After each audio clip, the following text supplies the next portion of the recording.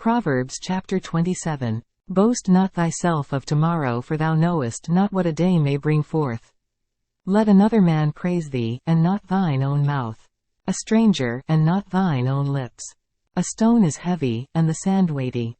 But a fool's wrath is heavier than them both.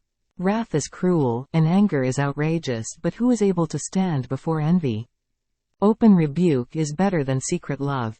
Faithful are the wounds of a friend, but the kisses of an enemy are deceitful.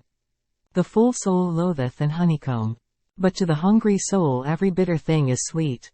As a bird that wandereth from her nest, so is a man that wandereth from his place.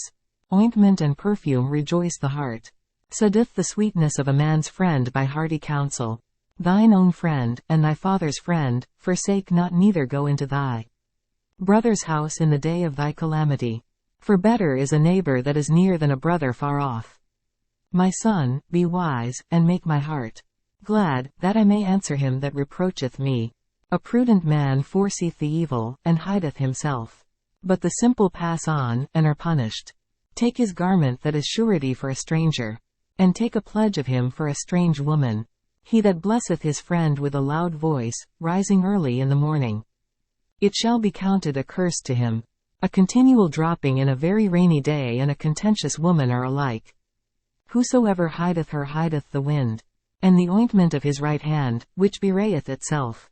Iron sharpeneth iron, so a man sharpeneth the countenance of his friend. Whoso keepeth the fig tree shall eat the fruit thereof. So he that waiteth on his master shall be honored.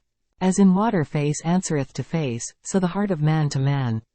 Hell and destruction are never full, so the eyes of man are never satisfied.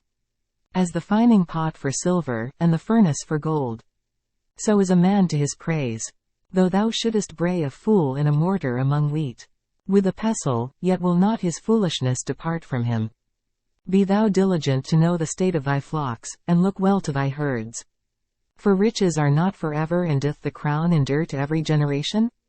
The hay appeareth, and the tender grass sheweth itself, and herbs of the mountains are gathered. The lambs are for thy clothing, and the goats are the price of the field. And thou shalt have goat's milk enough for thy food, for the food of thy household, and for the maintenance for thy maidens.